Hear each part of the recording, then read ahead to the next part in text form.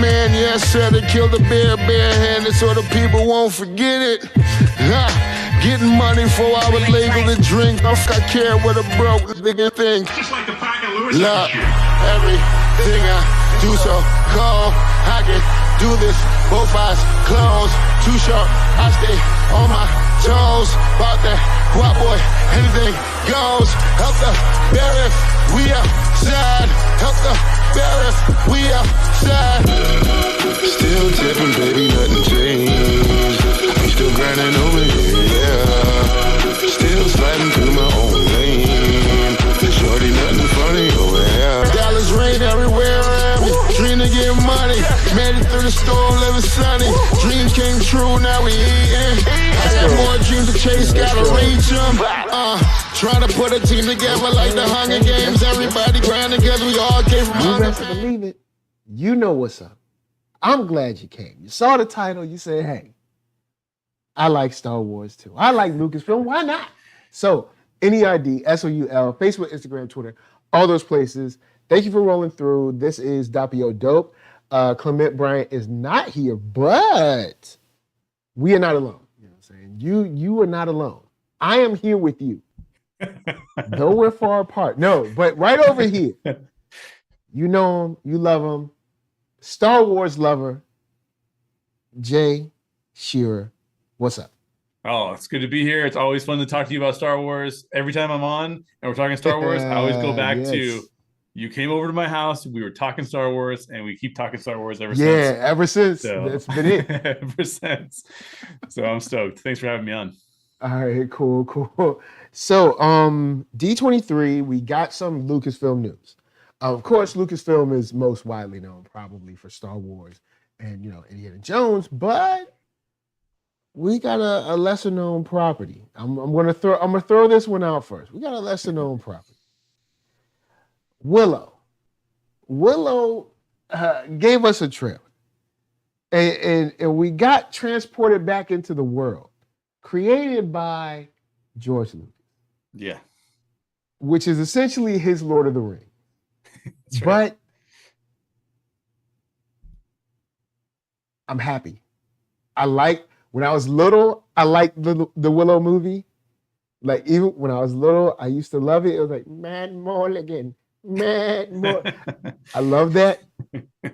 And the trailer, the only weird thing about the trailer, and I mean, I guess this just comes with, being modern, it looked like way cleaner than I thought it should look. Like, it looked like way more vibrant and but as far as, getting back into the saddle, doing your sorcery thing, kind of the wacky hijinks that come with just the world of Willow. Yeah. I'm feeling good. I'm feeling good about this trailer. How about you? Yeah, same. I thought the Willow trailer was fantastic. I mean, people forget, like, we live in a world with Willow trailers. We live in a world with House of the Dragon, Rings of Power. Mm-hmm. What's the one with Henry Cavill? The one The Witcher. The Witcher. We live in a world with all this stuff. But back in the day, when Willow came out, what did we have? We didn't have any of that stuff. Yeah, we didn't have, I think Lord of the Rings, they had that little animated version. Yes, they had the animated version of Lord of the Rings that came out in like 70 something, right? 77 or something like that. And by the way, people should go listen to our conversation with Solar Gray about Rings of Power, because that dude, his depth of knowledge on Lord of the Rings and all of the Rings stuff is amazing. That was a really fun conversation. Thanks for having me on.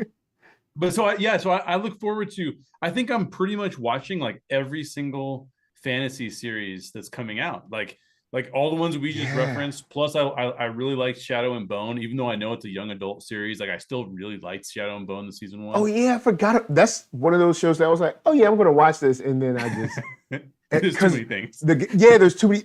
It's a weird problem to have, but there's so many good things out that you can actually miss stuff. Like when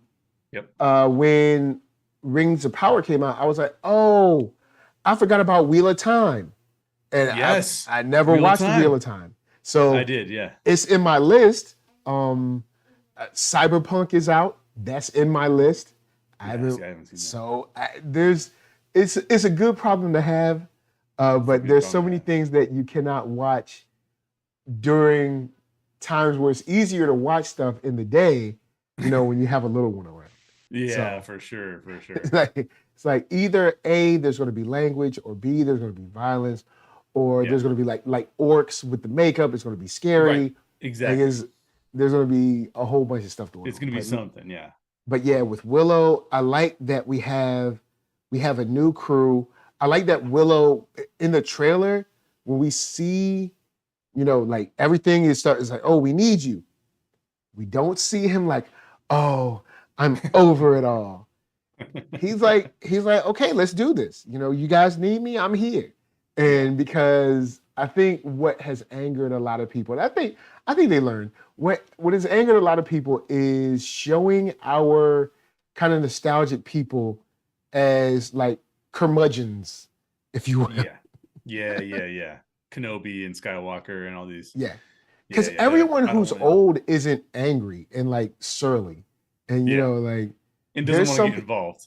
Yeah, there's some people that come out of retirement because they're like, you know what, I love what I did, and you know, I'm kind of bored sitting at home, so why not? And you know, Willow is probably sitting around like, you know what, it's been a while since since I had to bust out some sorcery flames. Yeah. So why not? Well, I know some people, I'm sure you do too, that when they actually retire, they go on to do the thing that they were like called to do finally. Yes. You know? Yeah. So I'm retired, so now I can really do what I want. Exactly. Yeah, exactly. I think like the American version of retirement now is like, I have my nice house in my nice neighborhood and don't bother me, or like I'm gonna go on cruises now. Like, but like that's like a new thing. That has not been a thing for generations, you know. So yeah, it was cool to see that. And I thought all of the actors involved seemed fantastic. Like they all seemed like it was good to see Flash. Yes, it was good to see Flash. I thought the same thing. Yeah, I was like, that's awesome. And the other thing that I thought was cool about that trailer was that and I think Willow branded itself this way back in the 80s or the 90s? I guess it was the 80s. 80s, like 88, I think, or 87, 88, right. Something like that. So whatever it was. Somewhere in there. Or maybe even early, 83, something like that, whatever. Whenever George Lucas could do whatever he wanted to. Which he still kind of can, but back in the day, one of the things that George Lucas did with that film that I thought was pretty cool, and it was very much an 80s thing to do, is that he made it so that it could be fun. It didn't just have to be like heavy and like, we have to take the rings to Mordor. It's like, no, we're gonna have comedy in this thing. Like we're gonna make this thing fun, you know. So I think that this trailer kind of like it shows some of those elements too, which I think is cool. I wanted to comment on a comment from the trailer. Someone says, Vito McSween said, "I'm so glad to see my man Warwick Davis being the star of the movie. He's definitely built a reputation over the years, whether it was as Leprechaun or Professor Flitwick." And I wanted to give Warwick Davis his flowers, because when we see him, we're just like, oh, like we kind of like know the face, but then we're like, oh yeah, he has a very, I'd say, could we use the term illustrious career? I mean, it's not like Leprechaun is like, I guess, you know, Oscar award-winning fare, but we all know it. Like we all know it because it's fun, it's cheesy, it's, you know, and it's become a part of like pop culture as far as horror is concerned. And you know what? I've got to give it to him. He's been in a lot of roles, and he's been in some like kind of pop culture defining roles as well. So I was thinking, I was like, you know what? He's been Professor Flitwick. He's been Leprechaun. Of course, we know him as Willow. He has his own he's has at least enough kind of like, you know, Harrison Ford. You know, of course, he has Indiana Jones and he has Han Solo. He has two defining roles where it's like people would like know him. And I had to give him his flowers. Like, you know what? Good on you, sir. Good on you. Yeah, he's like the original version of Andy Serkis.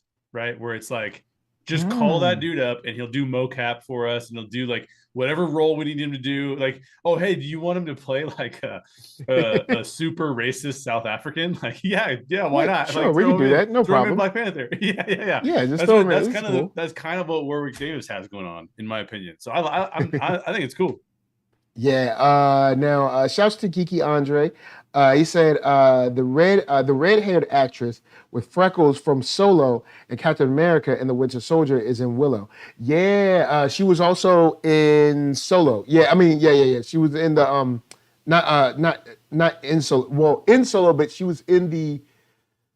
I'm trying to remember the group of the kind of like the rebellion sort of group that was in there, because I want to see where they go, if they go anywhere. Yeah, because I thought they were pretty cool. They were dope, yeah. And she's performed well in every single role she's done, and Disney for sure likes her because Disney keeps bringing her back. So yep, and hopefully throughout. Well, this is a weird thing about Star Wars because I would like to see her Infant's Nest. That's what it was. Thank you, Geeky Andre. I would. One part of me would like to see her again in that role because like the helmet or the mask was so cool. Yeah. But I also want to move on from that timeline. Yes. Yes.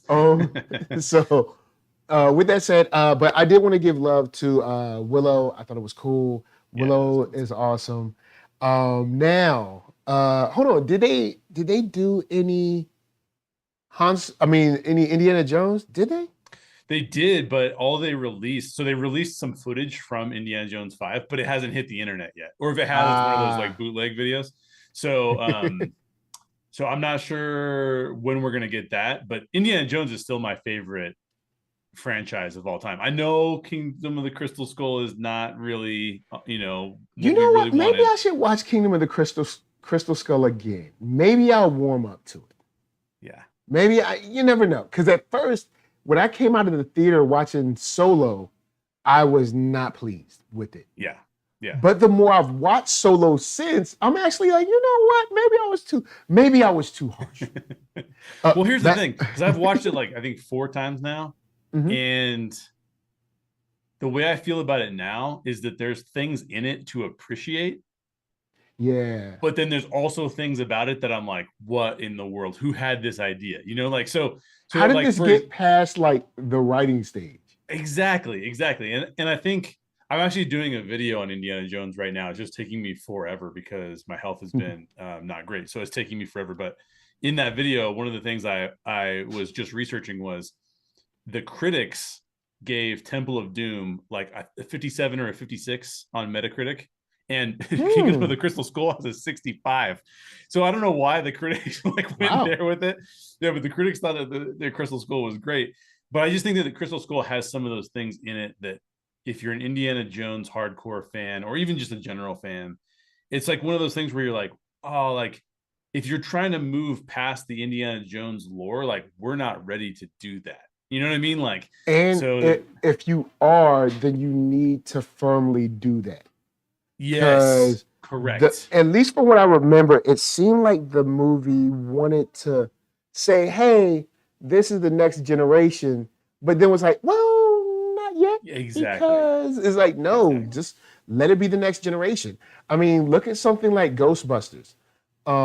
Even though we did see the original crew in the end of the film in Ghostbusters Afterlife, you see essentially a whole movie with just brand new people, ish people. I mean, of course, they're tied to Egon, but brand new people that are in a completely other town from New York, somewhere completely different where ghosts are and evil, nefarious things are going on, and the movie stands on its own. I know I know you're gonna come in here. I get it. Yes, it stands on its own with a lot of nostalgia. I get it. So with the nostalgia, someone can say, well, it doesn't stand on its own because without the nostalgia. But I'd argue without the nostalgia, this is still a cool movie of some kids stumbling onto ghosts. So they in that they kind of firmly was like, okay, this is the new crew. Now, they are doing a sequel, and they're saying that the kids are going to be in it. And I don't know how, unless they all move to New York, but maybe they decide to, because Winston got money. So maybe Winston pays him a stipend to be Junior Ghostbusters. I don't know. Don't worry about that. We're talking about Indiana Jones. So back to Indiana Jones.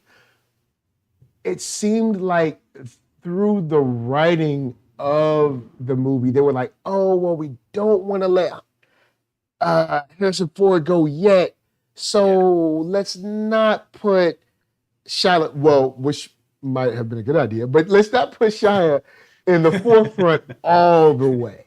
The only thing I really remember about that movie vividly, outside of it seeming like they were on the fence over who was going to be like the star or the I guess the next person, was I remember the ants like eating people like bone clean in like seconds.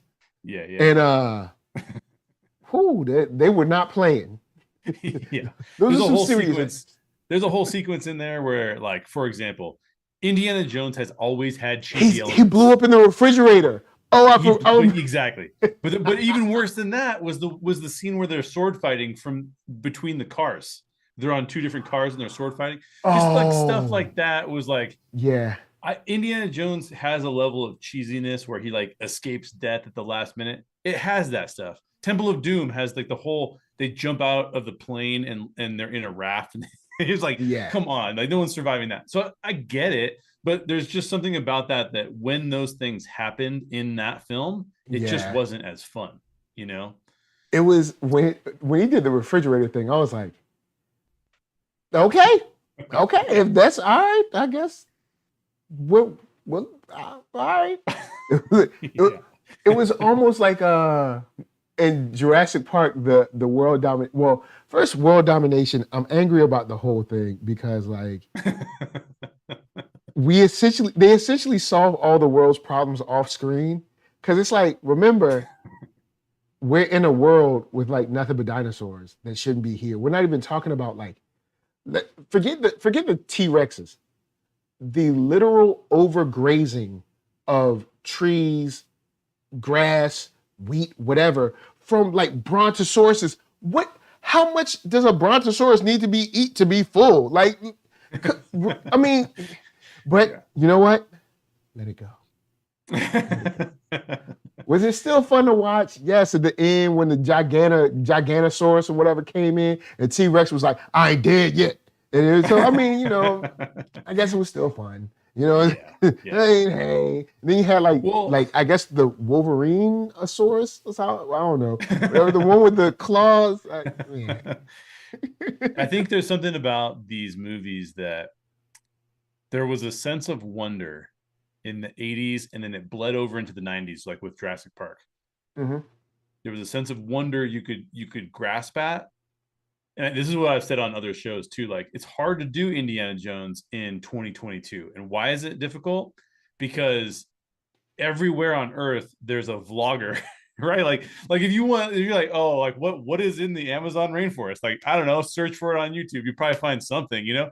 So I think that there are these things that are out there that in the 80s, those things were still like, as a kid, I could have like opened an encyclopedia. We didn't have Google. You know that was like, already out of date by the time it was printed.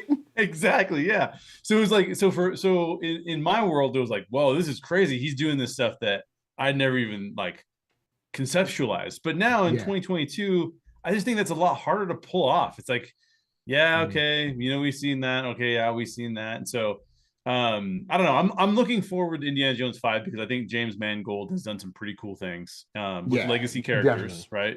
Logan was fantastic. Logan is still top quality. Yeah, top quality. It's actually like heartbreaking too.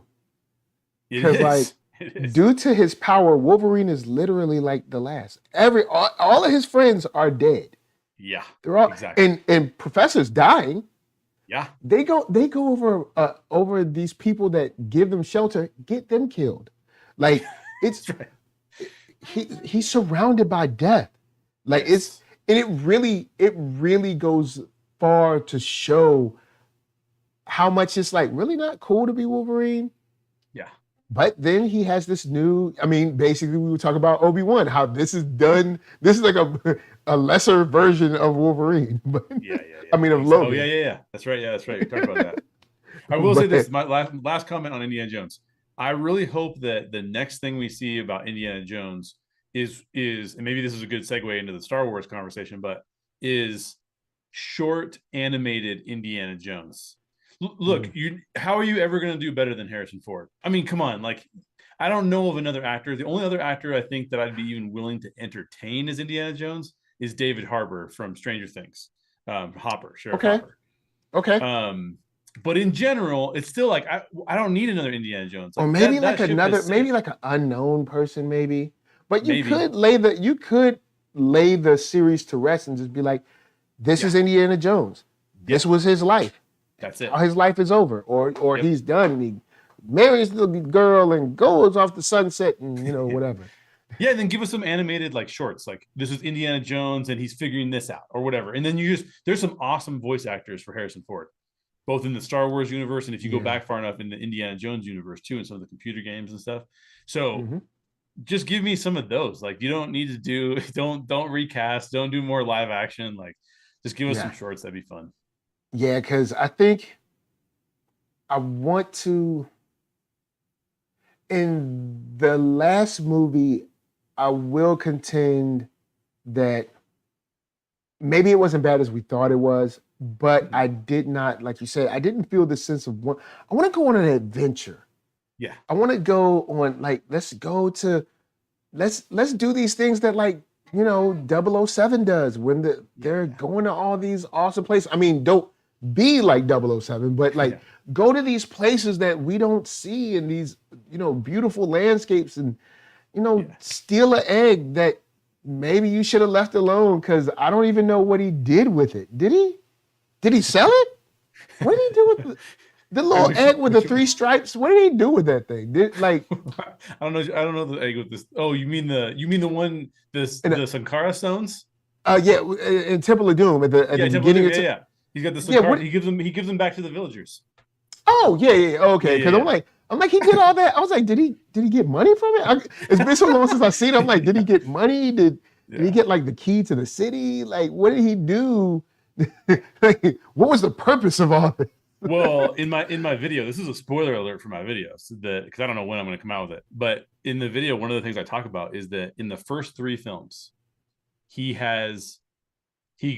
things happened to Indiana Jones. In the beginning of the films, in all those 3 films, he values things above people, and then learns in the end, like, oh, you can't do that. Like, you got to value people above things. The second thing that happens in the first 3 films is that he goes from being a skeptic. He does not believe in the supernatural at all. In fact, every time someone tells him something like, oh, like, here's the Ark of the Covenant, he's like, oh yeah, if you believe in the power of God, every single time. And then in the end, he always believes in the supernatural. Every single last one, right? He believes. But neither of those things happen in Kingdom of the Crystal Skull. So they don't even go as deep with the character because, first of all, he doesn't value things above people because he's not trying to get anything at the beginning of that film, right? Like, his goal is not to get anything. His goal is to prevent the Russians from getting to the alien autopsy. So we know he's not a skeptic either because he's seen the aliens. Like, so the whole thing is kind of like, and I know that they say it's not aliens, it's interdimensional beings, but come on, it's the same thing. So I don't think they even captured the heart of who the character is. Like, we need to see him want to get something and then realize, oh, I should want to be with people. And then we also need to see him be like, I'm a skeptic. This stuff doesn't exist. And then he comes to believe in it later. Like, that's Indiana Jones. Good point. Geeky Andre says, it's Harrison Ford's mission to reboot all the fandoms he's part of. And also that I feel that the original Indiana Jones trilogy is still all good. Yeah. The first 3 are, you know what? I'll even throw in Young Indy, the animated series. Well, there's Young Indiana Jones Chronicles, the live action series was pretty good too. Oh, I forgot about that. Yeah. Wow. Yeah. So you know what? Just I want to feel like we go on an adventure. Like, wow, he's going to all these places that like I'll never be able to go. Like, and just Exactly. chop down some high weeds and and like peer behind something. It's like, oh, it's made of gold. It's like, and then I don't know. Well, you can't really. Nah, it's not a good idea to do short round anymore. It's no. Yeah, I don't know. Did you see? Have you seen No. Everything Everywhere All at Once? Yeah, I've seen that. I actually own that. Yeah. Yeah, so he could be that dude, short round. I can't remember the actor's name. That guy could do his own spin-off series or something. Because that guy's legit. You're right. Like, he grew up in short round, did this, or I guess regular round now, but Right. But I want that. I want the animated series of regular round. Yeah, it's regular round. That's all it is. But yeah, That's just awesome. take me on an adventure. Show me some very close calls. Him on his own running. Well, even because there's going to be these think pieces about, and they won't be particularly wrong, but yeah, it's tough to do an indie now, because if you do Indiana Jones now, what you're essentially saying is this white guy who's going into some land that's not his own, stealing some stuff that's not his own.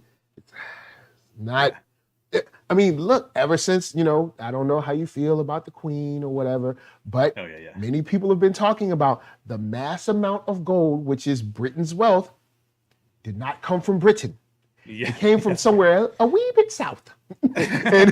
and they took it from that land, they mined it, and took it back to Britain.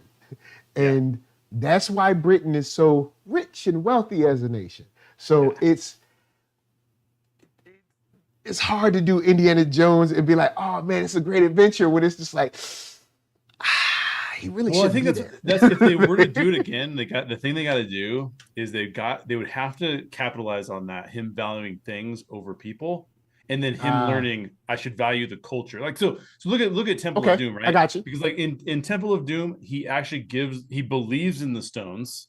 He has to believe in the stones because when he's on the bridge, he tells Molaram, you betrayed Shiva. And when he starts telling that to Molaram, the stones light up, then Molaram falls, right?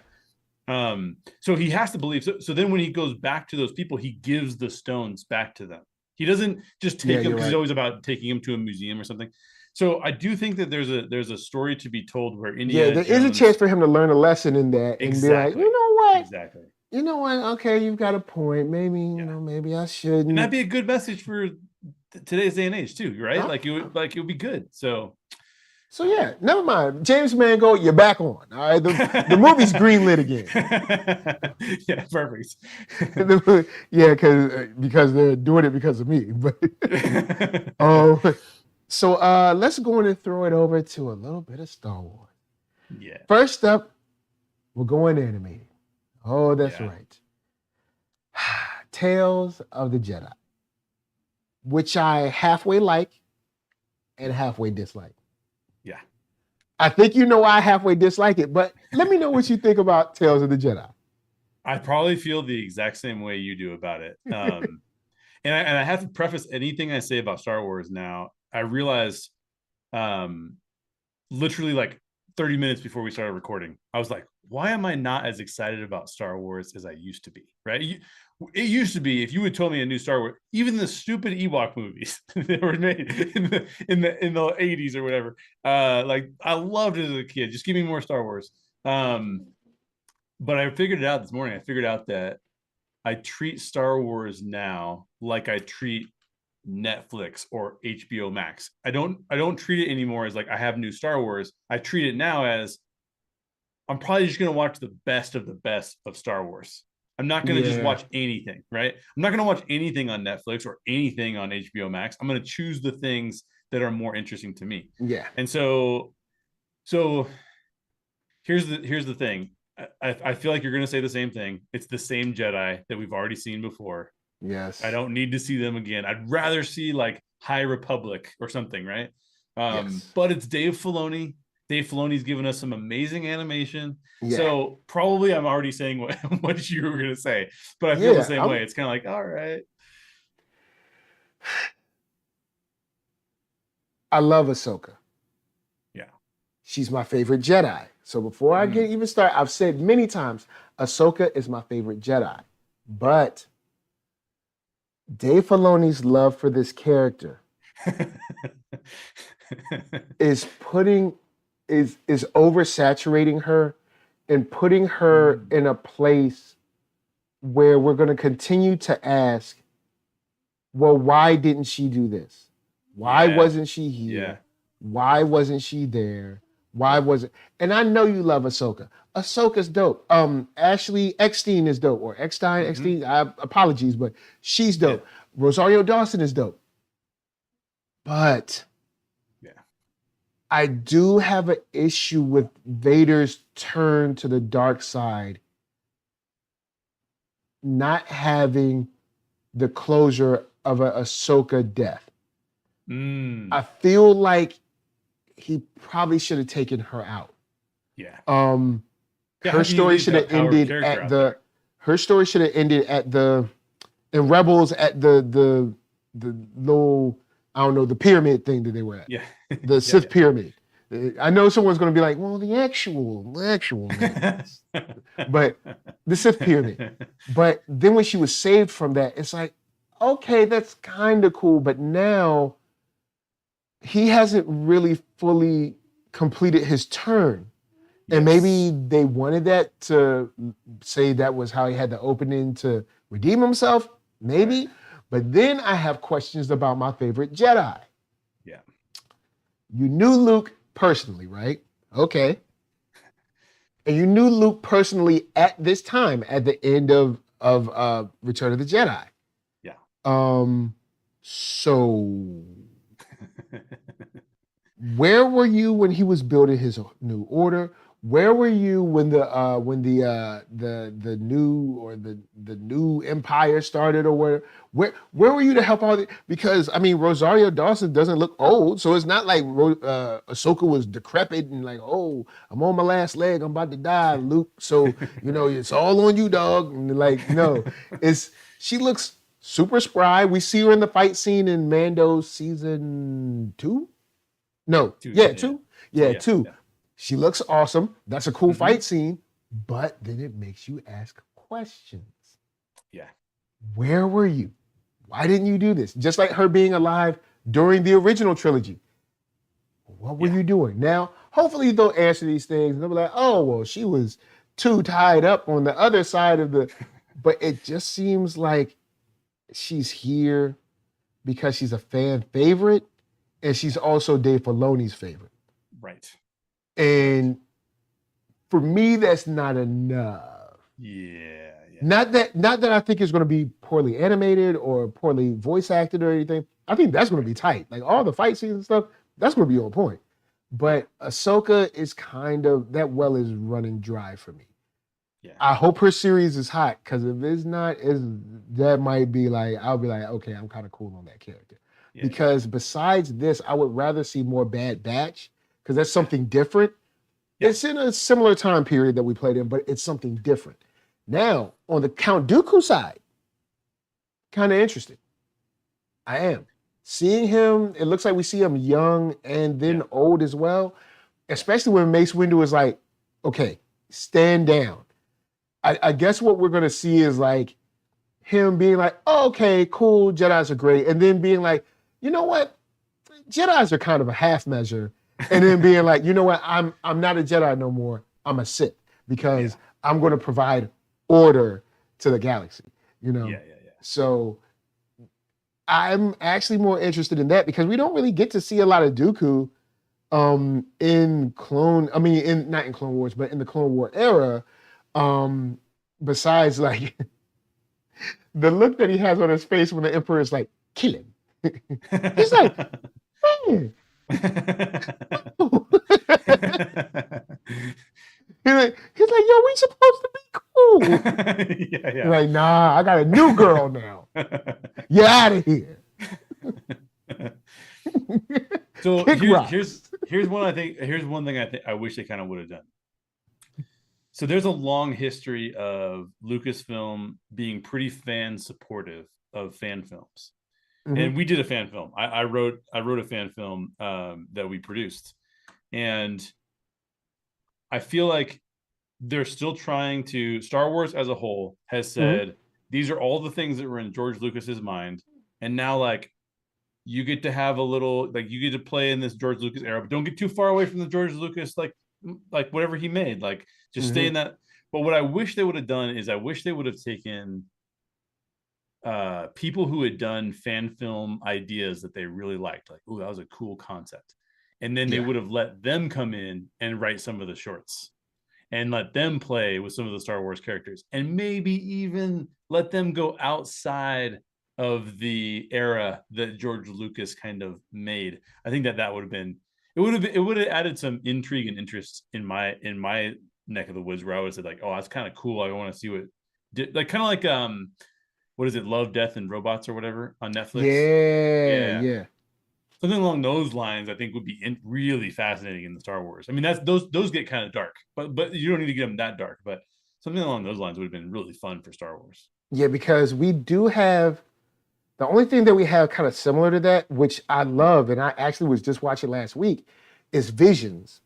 Star Wars Visions is, for me, highly entertaining because we're trying something different. Yes. Like I went and watched, I didn't watch the rock and roll one, I'll be honest. I didn't watch the rock and roll one. I watched all the fighting ones. Yes, I'm an action man, all right? So I watched Ronin. I watched the two girls that grow up. There's a cat girl and a people girl, and they grow up together, and the father bequeaths the lightsaber to the cat girl instead, because the older girl sides with the Empire over like the kind of like feudal Japanish kind of like planet, I guess. There's one about these twins that were kind of like conceived from the dark side of the Force, but the boy decides to go light side, and he fights the sister in space without a mask or anything. Nice. But the fight scene is crazy. Yeah. So just having that, because in anime is like, let's turn it up to 10. Oh, turn it up to 10? 10,000. So I would like to see more Visions, stuff like that, where it's like we get to, let's go past the, Battle of Yavin. Let's go past like the rebels being created. Let's go beyond that and try some stuff. Now, yes, when you try some stuff, everybody's not going to love it. But at the same time, at least you don't have to be in the same sandbox forever. Exactly. You can still have the light and the dark. You can have new characters, but you don't have to do the same. You can't keep bouncing around in like the same 15 years, the 15 to 16 years. Totally. Especially if, I know the galaxy is big, right? I understand the galaxy is big, but you don't film it as if it's big. And since you don't film it as if it's big, you make it seem more like a neighborhood or maybe like a city than like a galaxy. And you need to start filming the galaxy like it's big. Yeah. And then you also need to go forward. You know what I'm saying? Look, we've had Finn, Rey, Poe. Regardless of what you think about those movies, let's just go past them. Even if it's TV series past them, animated series past them. Yeah. Star Wars Visions Part 2 or Season 2 past them. Go past. Or go to the past. But go far to the past. Like, Old Republic, or I guess High Republic now. Just don't be in the same place. Yeah. It just seems like fan service at this point. You know what I mean? It's like, we'll just give the fans more of the same thing. It's kind of like, oh, okay. I would love some new stuff. Like, I haven't seen Visions yet, but like when you describe it, I'm like, oh, that sounds legit. Like, I want to go watch. Yeah, Star Wars Visions is a fun watch. They're shorts. I think the longest might be like 15 minutes or something like that, but they're all shorts. They're a quick watch, and I just finished watching them again like maybe a week or two ago. It was a lot of fun. I still enjoy it. And I think it's some of the better Star Wars outside of like Bad Batch and Mandalorian, as far as just trying new stuff, doing new stuff. Yeah. Even though I love Cad Bane, he's my favorite, bounty hunter ever. Yeah. But Boba Fett, stuff like that, I feel like maybe Lucasfilm is kind of trying to tie up loose ends before they move forward. Maybe that's it. They're like, hey, these are all the characters that you thought were cool. Let's go in and give you a little piece of them before they go forward. Maybe in 5 years, they'll be like, hey, because we don't have a plan. Like you see Marvel's like, look at whether you like, phase 4 or not season 4, phase 4 and phase 5, all that. Whether you like that, they're like, look at this next 10 years of what we got. Yeah. Star Wars ain't doing that. Star Wars is like, you want to see Ahsoka? Yeah, totally. Now we did get like a little, I guess, phase, if you will, before the pandemic, but we don't have an updated version. Right. Because Marvel gave us an updated version, like, hey, look, we know everything had to slow down for 2 years, but we're back, this is what we got. So that's my feeling about Tales of the Jedi. Star Wars. Not only that, but Star Wars has actually canceled a bunch of the stuff that they put on that vision board anyways. You're right. Yeah. We just got the news today that Rogue Squadron was canceled from Patty Jenkins' film. Or at least it was taken off. We don't know that it was canceled yet, but it was taken off the schedule. And that's something that I was interested in because I was like, it's different. Exactly. Oh, yeah. Do something different. Yeah, exactly. So, yeah, I just... I think that they could get a lot better at that stuff. They don't seem to know. Even if they did something, well, I know the novel exists already.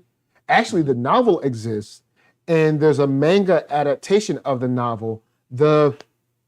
It's kind of like the young adult thing. It's the boy and the girl. They're in the Air Force, I guess. Well, the Rebel Air Force or whatever. I love that book.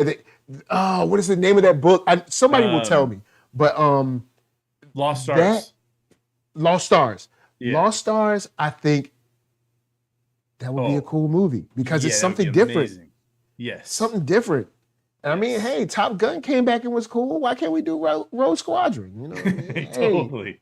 I mean, I haven't seen Top Gun, but I've seen everybody be happy about it. So I'm pretty sure it can't be but so bad. Like, hey. It's good. It's really good. Yeah. Yeah.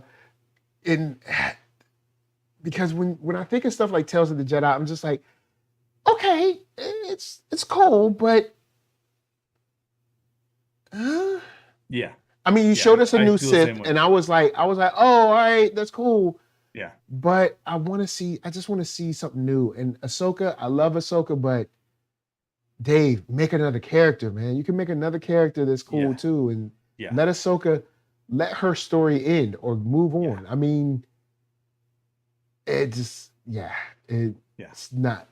Totally agree.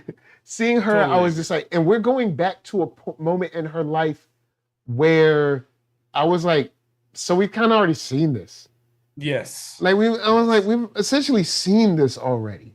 Right. So I don't know. But Big Pain says what they should do is retcon Empire Strikes Back at the end where Luke gets his hand cut off. They should have Layla take Luke to Ahsoka for additional training. Leia. You know what? Yeah. No, because there would be so many people mad about that. I don't think that's a bad way to introduce her, to be like, oh yeah, she did help. Yeah. Or yeah, she was there. Or maybe even if you have a flashback of her fighting the Empire on some other, or like helping free a Wookiee colony from so just show us that she did something, that she didn't just sit on her butt for like, I don't know how long that was, like 10 years for the three. Those three movies are about 10 years because there's a 4-year break between the first and the second movie, right? I think so. Yeah, I think New Hope and Empire are like 4 years apart or something like that. Yeah. And then Empire and Return are like 3 years apart, something like that. I know there's a time jump for all three of them. Yeah, I don't know what the exact jumps are, but I want to say, it's like, isn't it like 9 years or something like that? Yeah, like something in that period. There's a time jump where it's like, just show me that she was doing things instead of just sitting around doing nothing. Yeah. And, or maybe she was in jail and she was locked up and they had caught her or something. I don't know. and then maybe at first Sabine frees her. I don't know. I thought they were kind of going to say, okay, well, she was just like, because she is the exemplary version of the, like, I know that I know people hate this term, but the gray Jedi, right? Like, I'm not fully light, I'm not fully dark, like I'm somewhere in the middle. Like she's good about that kind of stuff. And so I kind of thought maybe she would be off just saying, I'm going to let the Force work and I'm just going to do these little things and go on these little missions. Yeah. But they kind of ruined that with Mandalorian season 2 because obviously she cares about stuff. So it's like, okay, well, if she cares about stuff, I don't know now. You made it weird. So with that said, I guess we might as well get into Andor since we're talking about being in the same time period. Yeah. We do see a new trailer. This is another one that I'm pumped for. Yep. But pumped in a way where I'm like, I would really like to go forward, but I'm willing to see, who they fight, who they go up against. The cast is awesome. Seeing Mon Mothma and seeing like maybe what goes on the political side could be real interesting. The early reviews from people that got to see the first episodes, they're digging it. Yeah. So, sure. I think it could be not good, but great, but still be great and not what I want, which is weird. Like say for anything, say you wanted like a pair of shoes and you were like, hey, I really want this red pair of shoes. And someone's like, well, look at this pair of shoes. And they give them to you and they're orange. Now they fit awesome. They're the softest, most comfortable shoes you've ever worn, and they're great, and they look pretty, but you wanted red shoes. Right. And so it's weird where, I don't know, I just want something new. And this is new, but it's new here it goes. Star Wars has been new in a safe way. Outside of Mandalorian, really. Mandalorian was like the guess. Yes. You're like, he's not Boba Fett. I don't know if people gonna like it. And then people were like, we like it. And they were like, oh, well, okay. Oh, all right. Well, let's do a season 2. Yeah. But everything else has been new in a safe way. And I'm like, hey man, if y'all got billion-dollar budgets, if y'all got billion-dollar companies and stuff behind, man, let's go for it. Bad Batch is a good start. I like Bad Batch. It's set in the time where I'm like, but it's following these 3 people that would never have gotten highlighted before. So that's what I like about that. Let's go into it. Let's see where we end up. I like Bad Batch. And usually the animated series for Star Wars, season 1 is usually my least liked season. And I like the first season pretty much. Because usually the first season, you're saddled with a kid that is very childish. And you kind of have to do the kid stuff like Ezra, like Ahsoka when she first comes out, like Omega in this. But then the second season, that character gets a little bit older. And then we're like, oh yeah, we're getting into some real stuff. So I like that because even though we're in the same time period, it's interesting to see their struggle as sort of defects. Yeah. As well as now sort of enemies of the state, but are all like the guys that they send out to the jungle in Predator. Like they're like the best of the best. Like they have the best muscles. They're like the strongest, smartest, most technological dudes. And the Empire's trying to, in a way, kind of like quietly clean it up because it's like, oh, we tried to assassinate these guys and it didn't work. Who's gonna tell Vader? Like, not me. like, just send some more troopers at him. It's like, no, it's not working. Yeah. Well, send Cad Bane after them. So, I like that, and with seeing that stuff like that, and seeing stuff like that, hoping that I can see maybe some things like that in Andor where there's maybe some new people who I can be interested in. Andor, who I think is okay. I think he's cool. Yeah. but he didn't super grab me. Even when they announced it, I was just like, all right, that's the guy? Yeah. I mean, we already saw him die, so. Right. But I think that Lucasfilm thinks that there's more to tell about the building of the rebellion than there really is. Yeah. Yeah. And not that I don't think it can't be well acted, well directed, well produced, look beautiful, and be entertaining. Yeah. I'm just saying, I don't know if there's really much more you can say, man. People are fed up. They're tired of these people stepping on their necks, and they're ready to fight back. Exactly. Exactly. Well, okay. So I think that about Andor, I feel all the same ways you just explained, but I'm more positive about it. And it's because it's the kind of show I would choose to watch. So in my analogy before, when I said like, it's like Star Wars is Netflix, what am I going to watch? This is the kind of show that I'd be like, I'll watch that kind of show. Okay. But I agree with all of what you said. And I'm actually going to pick up on one point you made and take it even a little bit further, because you said they went out on a limb a little bit more with Mandalorian. And they did. They went out a lot more on a limb with Mandalorian. But then what did they do? When they got the green light, they took it back into the frame of reference that we already said they didn't need to go back into. They literally brought Ahsoka in. They brought Luke in. They just brought bringing in all these like big guns. It's like, actually, we like this show because it was a different kind of show. It was a for sure Western in space. It had Grogu, and everybody loves Grogu. There's a mystery about who Grogu is. Grogu is cute. He's cute. There are 3 Grogus in this house right now. That's awesome. Grogu is a cash cow, man. I hope I can make a Grogu-ish character.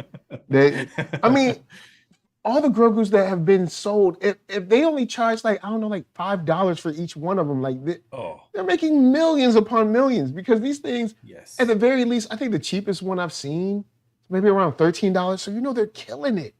They're killing it in Grogu money.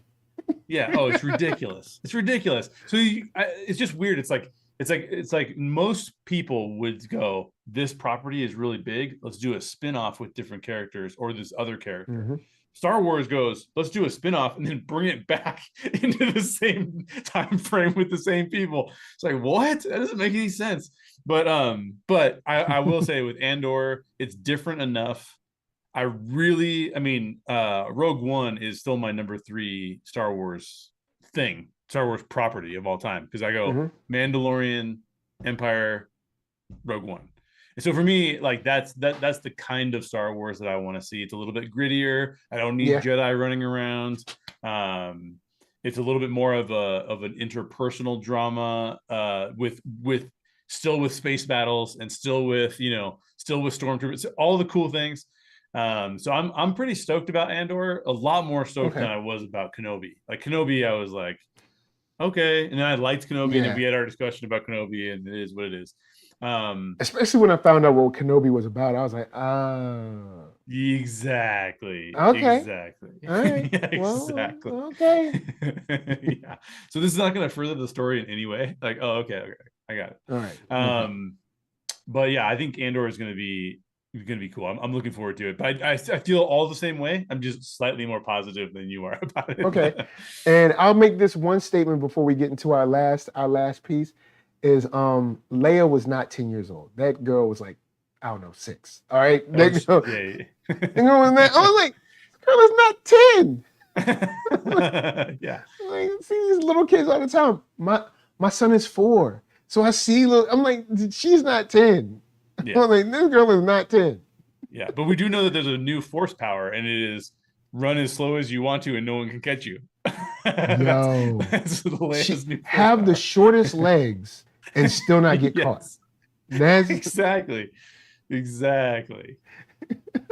So make everyone else around you look like they're in a Three Stooges movie. That's what that was. Oh man, that's cold. It is. So let's go on with the one and only Mandalorian. Season 3. Yeah. We got trailer. We got a little piece. We got a little trailer. We've been blessed.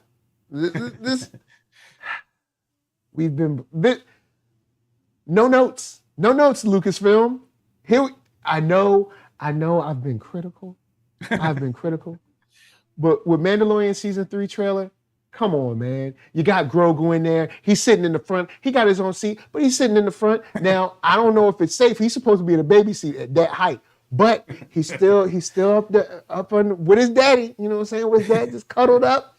He's like, you want to go on an adventure? He's like, it's perfect. Come on, man. See those ears? Come on. Come on. Like, I love that little green guy. Yeah. It's too awesome. But yeah, we do get Bo-Katan. We get to see more Mandalorians in action, like as far as just using jetpacks, flying around. It looks like there's going to be some kind of maybe like semi-beef around the Darksaber because she didn't take it back because, of course, you got to win it through combat. So, you know, he's technically like the guy now, but she's sitting in the throne. Yeah. Who knows how people are looking at her? And we still have this, I guess, quest because it does looks like he's in the mines or whatever. Grief, you know what? Grief Karga, I love your glow up. All right. When we first met you, you was wearing rags, my dude, but now it looked like you had like red linen with gold and stuff. Man, hey, man, you've made it. You've made it. You're the man now. You got the juice now, Grief. But how are you feeling about Mandalorian season 3 or the trailer? So I feel in this case, you and I are flip-flop slightly on Andor and because I love it. I loved it. I thought it was, and I can't wait for more Mandalorian. Okay. So I'll say that up front. My only negative comment about it is that, again, and I gotta believe this is more Filoni than it is Favreau, right? But what is Filoni doing? He's being like, well, Bo-Katan's a character I came up with. I'd like to see her in live action. Let me pull her into this. So, because like I think Mandalorian was the best, in my opinion, when he was a loner doing one-off missions that then got caught up in a bigger story, but for a little bit. And I didn't get the impression from this trailer that he was doing one-off missions. Oh yeah, I'll give you that. It doesn't look like that. Yeah, it doesn't. It looks like this seems like. I think this season seems like, okay, you were unknown, but due to season 1 and 2 and what happened in Boba Fett, you're on the map now. And now very important people know who you are and they're interested. Exactly. Because either A, they want to lock you up, or B, they want to use you, or C, they want to take that Darksaber from you, or whatever it is. Exactly. So he's in I'll give you that, it seems like a much bigger story now. Yes. We even see the Republic guy that was the doctor that was, I guess, supposed to operate on Grogu. We see him walking, I guess, through some hallways. So maybe I didn't he's catch good. That. Maybe he's bad because we don't know where. What is his name? We don't know where. I'll say this first. We don't know where Big Brother Almighty is, aka Giancarlo Esposito. So we don't know where he is.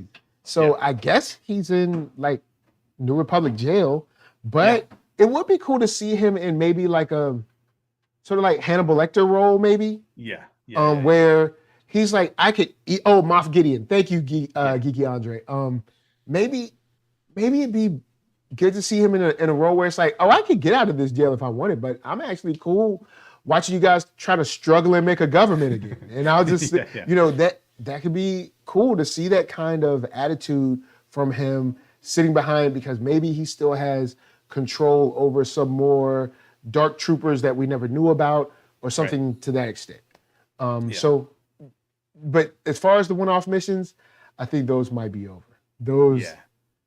I hope they sprinkle some in, because like some of my favorite episodes of The Mandalorian were the episodes with Bill Burr, where he's like with him on like a side mission, or the episode with now see, I was a big fan. I know that there's problems with the actress, but I loved Cara Dune. as a character. Like, Yeah. that was a dope character. I feel like they should have given us some reason why she's not coming back, at least, you know. But like, we know why she's not coming back. we know. And even to a certain degree, people are gonna be mad. I get why she's gone, but maybe, I mean, I don't know. Has it been long enough, or is she still like? Because we don't know what she's been doing personally. Maybe she went up in the offices at Disney and like cursed somebody out, and they were like, "Oh, you're done." Yeah. But I mean, as far as what she tweeted, it's not my favorite. I think it's kind of dumb, but I've seen much worse, especially over this Little Mermaid stuff. So exactly, you know, I couldn't agree more. It's like, yeah, would I endorse any of those tweets? No. I'm not endorsing any of that stuff. But have we seen worse? We've seen a lot worse. I mean, come on. Here's why. All right. We can't say, oh, well, this girl tweeted this, or this lady tweeted these things, but then give Roman Polanski and Woody Allen standing ovations. Like, we can't, come on, man. Like, exactly. We can't, come on. I'm just saying, like, Hollywood, figure out what you want. I'm just saying. That's just the truth. Yeah. Come on, man. Give me a break. Yeah. Man, but Geeky Andre said, I wonder if Cara Dune will be killed off screen. Probably so, or maybe something like she re-enlisted back with the, I don't know, the Republic Rangers or whatever they were, you know, where she had the tattoo from. Because I even like that kind of lore, like, oh, okay, cool. Totally. It's cool to learn this. And one thing that Mandalorian does outside of that statement about that lore about Rangers and everything is how people would talk about the Empire, how they would talk about the New Republic, how they would talk about Gungans. Just like, because, you know, like, these are just the regular people in this galaxy, and this is how they, so I like to see that kind of insight into like, oh, this is how they see things. Like, some people don't care at all. Some people are like, hey, I'm a criminal either way, so it doesn't really matter for me. Like, you know, those kind of things. So I do like the insight that you get into the universe, you know, via the show. And I don't know, it seems like this season we're gonna get deep into Mandalorian info. Which I'm not against, really. Yeah, no, I'm not against either. I just hope that they'll have at least some. The other episode that I was gonna say that I loved, not just the Bill Burr one, but the dude from Timothy Oliphant. When he was the sheriff of the town, whatever, the two episodes he was in, those were legit episodes too. So I just hope there's a little bit of that flair in it, you know? You know what? We will have the one-off episode because we see the mechanic. So that will be a one-off. I'm sure that is not going to be tied to the that's right. The mechanic episode is going to be the episode where it's like we had like 3 episodes of just like, this show is crazy. I can't take any more action. And they'll be like, let's go back to Tatooine. Yeah, exactly. Like even in, I watched the finale of Boba Fett again just to see the kaiju battle. I mean, it's a Rancor, but it's a kaiju battle. Yeah. So, I mean, it's a kaiju versus 2 huge robots. Come on, man. I mean, Thank you, Star Wars. I will give you, thank you. Now, we watched a lot of stuff that I feel could have been snipped, but you gave us that. So, I'll allow it. But I love how, you know, R2-D2 flies Grogu back. Luke, are you too busy to fly people? Yeah. They were like, no, but those effects are too expensive to try to do. He was like, hey, yo, R2-D2, you ain't doing nothing. Just go on fly him. I love how when the X-Wing lands, she's like, clean up, get. You know, I was just filing those papers. Like, she's, you know, the wacky hijinks character, which in sprinkles is great. You know, and Star Wars needs that. That's classic Star Wars. Yeah, like so I'm down with her. I like her, and I like having her around. Grief Karga. I wish we could get some Cara Dune. Maybe we'll see her one day. Who knows? Because I really do love the finale for season 2, where it felt like you guys were against all odds. Like it was like, hey, look, it's like 6 of us, and we're going into an Imperial installation, or I guess it's still Imperial. I mean, they still have power, even though they've like lost, but they still have like some power. Like they're out against all odds and kind of like doing their best to take down everybody, even with the dark troopers coming. So I really like that. You got Fennec, you got Cara Dune, and then you got Mandalorian on the other side sneaking around trying to it's like, oh, who's this? It's a dark trooper. Oh, okay. I don't even know what this thing is. So I really like that, and hopefully we'll get some more. Yeah. But yeah, that's where I'm at on that one. I think there is one other storyline that I think they could connect to. I'm not sure how you make it work, but I would think that it would be really interesting, and that's to bring in Emilia Clarke again and connect back to the Solo subplot that they left hanging with what is it? Red Sun, Dark Sun, whatever the name of that group is that Black Sun. Yeah. So any of that, like if that could be a Mandalorian season 4 even, where he kind of gets like kind of associated back to that crew, I think that would be really cool too. Again, more as like a one-off, like he gets involved and he has to do one thing and then spin off that series into something else if you want to. But that was a kind of a new and intriguing thing that Disney has done nothing with. And I mean, Emilia Clarke is like a superstar, so why not do something with that? And they really haven't done anything in general with their crime syndicates. Like they exist. I mean, we do see the Pikes a lot in Boba Fett, but they're kind of toothless. You know what I mean? They don't really. Yes. They don't really. No. No. And that's one of my favorite things in Star Wars is the crime syndicates and the bounty hunters and like all that kind of stuff. So because you have that other element of things that can kind of always shift the tides, even though they really don't care about light or dark. Technically, that's what helps throw some spice into the show. Spice. Well, I thought that Boba Fett was going to go in that direction when they're like making him the gangster or whatever. But then they didn't really. I mean, they kind of went there, but not. They didn't go fully into that. Yeah, it was almost like they were scared to go. I don't know. Yeah, you bring them around all these criminals. You have this crime lord stuff, and then you don't let him really be violent or like the whole time he's like, you know what? Let's not kill him. It's like, nah, you probably have to kill him. Like it. Yeah. That's what this game is about. Like you wanted to be in this game. I can earn their respect. Man, look, Jabba has run this place for like he didn't run it with respect, man. He ran it with fear. Yeah. And if you're not going to run it with fear, at least for the first 5 to 10, they're going to take it as weakness. Yeah. Like, until they're like, oh, you know what?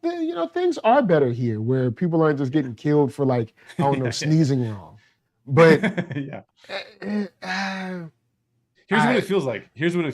It feels like Andor is being made for 41-year-old Jay.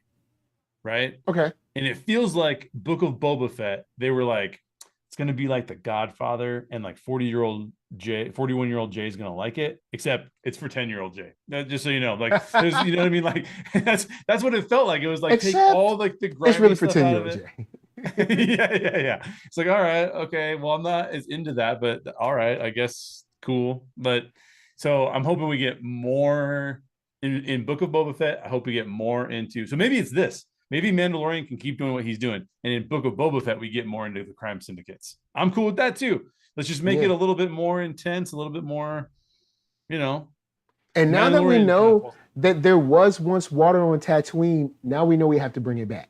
Someone has to be the water savior to bring water back to Tatooine. Because sand, it gets everywhere. But with that said, guys, hilarious. There's a whole subplot. I'm gonna leave that. That's it. We've been here hanging out. We hang out. It's too late for y'all. Y'all need to go to bed. But I'm gonna throw it over to Jay. What's your final thoughts on any Star Wars stuff, and where can they find you?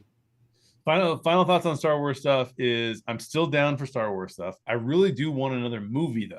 Like they keep avoiding movies, they keep canceling movies. I really want another movie, Star Wars. They're scared. They're scared. They're totally scared. That's all there is. And look, as a creative individual, you can't make things scared. You've got to put that aside. You got to take whiffs. You got and make your whiffs, and then make your hits and get them in there. But I'm excited. So I'm tentatively into Star Wars, not as much as I used to be, let's say 5-6 years ago. And most of that is due to the fact that I'm treating it, like I said, like Netflix. Which one am I watching today? I'm not watching all of them. And I think they can bring me around if they start doing some more stuff that makes sense. But that's where I'm at for now.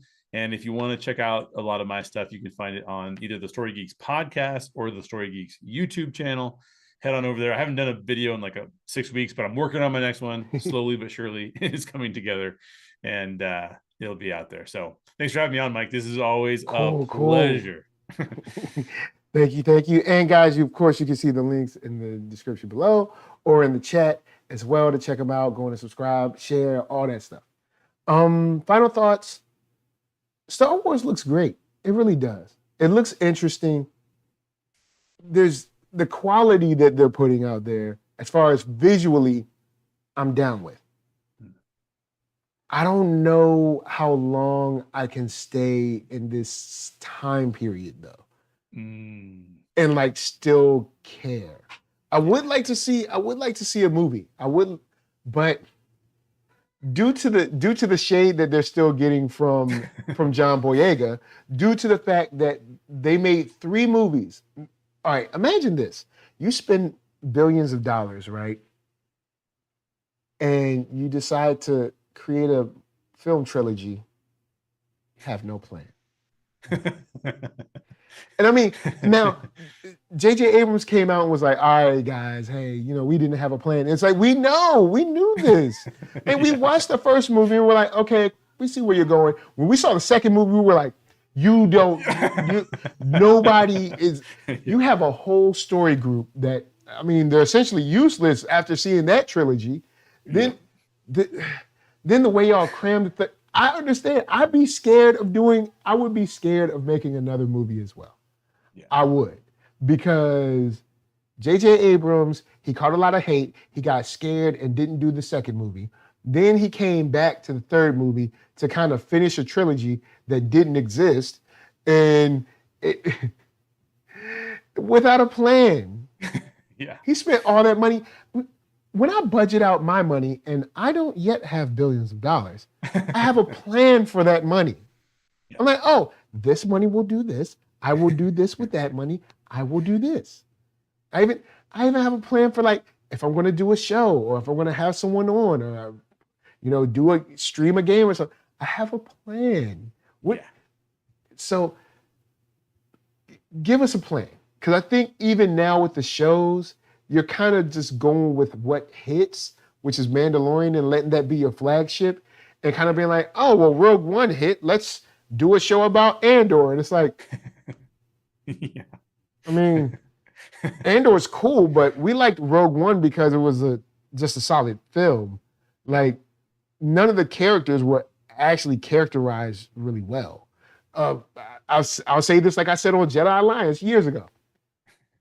The characterization of the actual people isn't that great, but the characterization of the Empire and the rebellion is awesome. You know exactly where these two factions are at that time. But there aren't really, I mean, you have K2, you have Andor, but you don't really care about any of those characters. Like nobody's like comes away from that movie like, man, can't wait to get the so-and-so figure. Yeah. Like, actually, to back up what you're saying, outside of K2, well, Baze, Chirrut, and Saw Gerrera.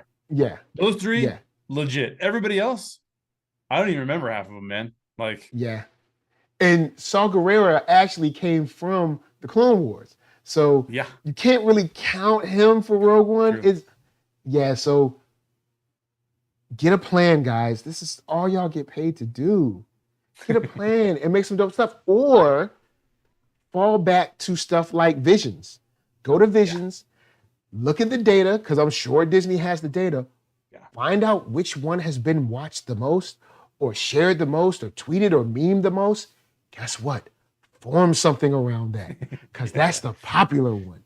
And when I say form something, I mean sit down for days, maybe weeks, and figure out what you're going to do with that storyline. Will it be a show? Will it be a miniseries? Will it be a movie? Will it be a set of movies? Figure out what you're going to do before you start casting anyone. Yeah. So that's all I have to say, guys. Like, the quality, the visual quality is there. Now, engage us. Make us love these characters. Make us hate these characters. Make us, and not hate like hate like we don't want to watch the show, but love to hate them. Like you know, like the villains that you love to hate. Like even now, a villain that pops in my head from a show that's super old. In 24, in the show 24, President Palmer, his wife, I hated her. Yes. I hated her. She undermined him at every turn. She was dealing with terrorists and all kinds of stuff. But then when she died, I was kind of like, I mean, she was kind of trying to turn over a new leaf. You know, give me those. Yep. Give me those type of characters that I can love to hate. Yeah. You know, those kind of things. So with that said, of course, Hollywood, Disney, I mean, I know you love the ideas. You're watching the show. You're like, where can I find this guy? Well, NERD, SOUL, Nerd Soul, Hip Hop and Geek, Facebook, Instagram, Twitter, TikTok, podcast, all that jazz. You can DM me and be like, hey, look, Nerd Soul, we want you to come to the set. We want you to come on the lot. We know we've made mistakes, but we want your input. Now, you know, I'll come through. I will come through. So with that said, shout out to Geeky Andre. Shout out to Big Pain. We had Northern Wind Comics come through, and a couple of other folks, the names are real small and I can't see. But with that said, love all y'all. We're out of here. Y'all been great. And until tomorrow, talking about Atlanta, because it's back. Atlanta's back. We'll see y'all later. We got hip hop, we got beats, we got cool comics, and guess until the next time, stay real. Peace. Yeah.